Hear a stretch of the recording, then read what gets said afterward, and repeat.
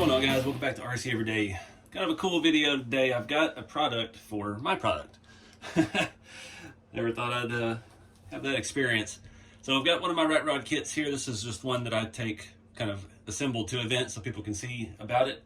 And we've got a product from -G RC. He's been doing crawler stuff for a while. He has made a floorboard and a firewall kit for my Ratrod kit. It's a pretty basic kit, not a whole lot to it. We've got our floor piece, we've got our firewall, and we have a transmission mount. So in order to have a full-scale tunnel, transmission tunnel inside of the cab, my mount is a little bit bulkier, a little bit taller. So this is a little bit more streamlined. It bolts differently to the transmission. I don't have a two-wheel drive transmission here, but I can show you on this one.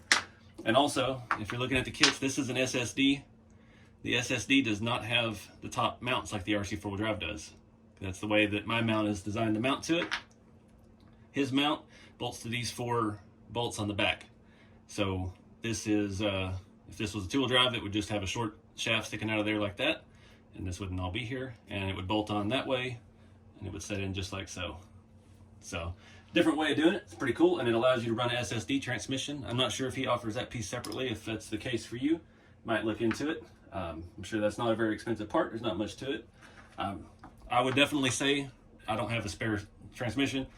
You always want to bolt your transmission to your motor and everything together and bolt it to that mount and then mount it into the chassis. It's going to make it easier, especially this only has 1 bolt on each side. So keeping it aligned perfectly up and down. If it's already attached to the transmission, it's not going to move on you. And yeah, make sure you get it all in the right spot real easy. So I've already got that put on the chassis. Simple, just 2. So I took 4 screws out, put 2 back in. I reused the screws that I used for the kit. I don't know what the max length is. I think those were 6 or 8 millimeter M3 hardware.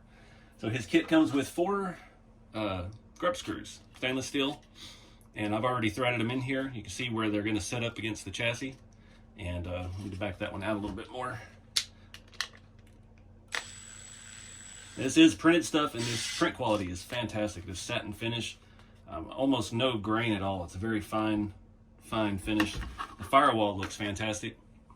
It's got a texture to match the SLS print of the body. Now, these are not SLS printed. I think he said it's carbon black. So the firewall is made just to fit up next to this, and it shares a mount with the cab mounts in the front of the body. You remember on these awesome cabs, we've got these mounts here. We put grub screws in, and it just kind of sets around the frame. And I'll show you how we're going to address that by using just a little bit longer grub screw, so it'll fit through the frame and lock the firewall into place. It's pretty easy. This is a neat design too. These little extensions here on the back, they actually catch that lip on the inside of the body, and it helps hold the back of the body down. So when we designed this, we didn't really need rear body mounts because depending on how you do your 4-link, it will actually pull the rear of the frame together, and then the cab will sit down in there and not move. You can see this one is very snug getting in.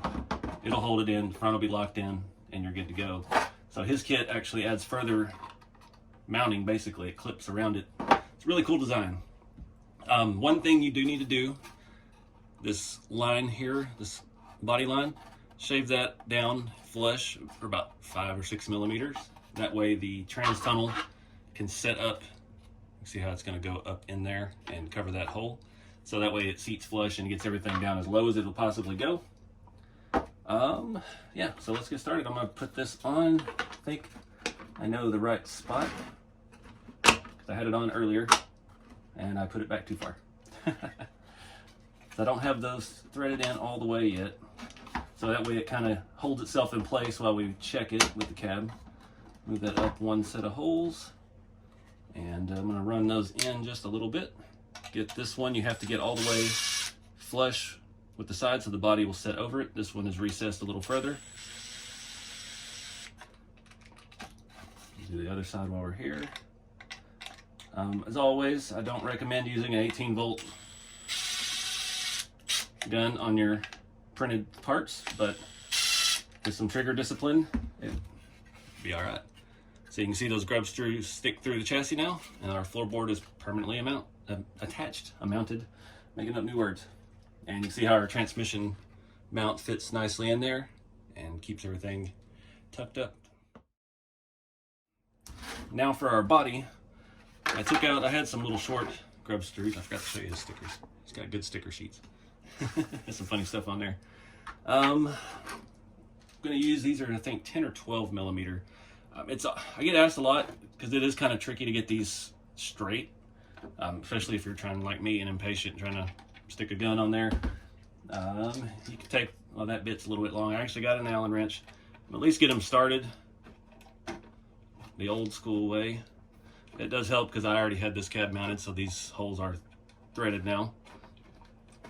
And I'm going to go, see how it looks like. That will be plenty. Now this is going to make it a little bit tighter to get the body on and off because you've got more rod end to stick through there. So take that into consideration. If you have your body on and off a whole lot, you might do things differently. There's other ways you could attach that firewall as well.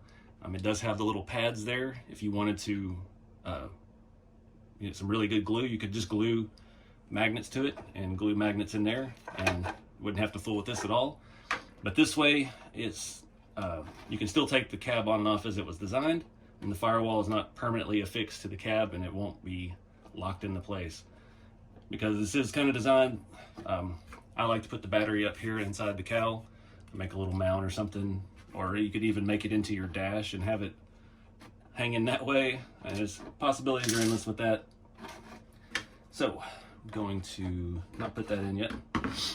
Go ahead and put the body on and get it spread around the chassis. Let's spread it pretty far. I don't like that a whole lot. I would rather put some shorter ones in. And you could put these in from the bottom as well, but again, as far as the way the body was designed to come on and off, this is how it works. So get our firewall lined up. I went too far. One side to go in. See, my rods are angled here because I did put those in sideways at one point in time with a drill. Live and learn. All right, so now we got that side is in, securing the firewall. Let me put this one in the position. Firewall up, boom. We're locked in. So it's a little bit loose. You could use two-sided tape. You could use all kinds of stuff. This is a very nice look. You could mount your MSD box or your coil pack or whatever you got for whatever type of engine you're running. And you got a nice interior floor, which I cannot show you at all because it's all black. Didn't really think that through. One thing to consider too, if you're looking at scale seats, some of the printed seats out there are a little too wide for this. I know the ones I have that Awesome Designs did a long time ago, I don't think those two seats would barely fit in here without the trans tunnel. So you may have to get extra creative making your bucket seats or make some kind of bench seat that sits over it. Having a floor in it, the bottom obviously looks way more refined. It's going to look really cool. You could paint the floorboard, you could rust the floorboard, you could do all kinds of cool stuff with it. But I'll put a link below to his site, and he's in our Ratrod group on Facebook, so check him out. I think these are around $40 for the set. Don't quote me, I don't remember exactly. We got a lot of things going on, but really cool. I never thought I'd see I never thought I'd have my own product, let alone see products for my product. And yeah, it's really wild to be where I'm at, guys. Check him out. I'll put a link below. I am going to take this back off of here because this is my display piece. I don't know which one of my kits I'm going to use it on yet. I've got the drag build going in the back, waiting on a motor for that. This build is just kind of a prototype, looking at some different grill options and steering options. And my one with the 57 Chevy fenders is pretty well done. It needs spark plug wires and a dash put in it. That's about it. So we'll see where we end up. But appreciate you guys watching. Get out there and do something fun with the hobby. Think outside the kit. I'll see you in the next video.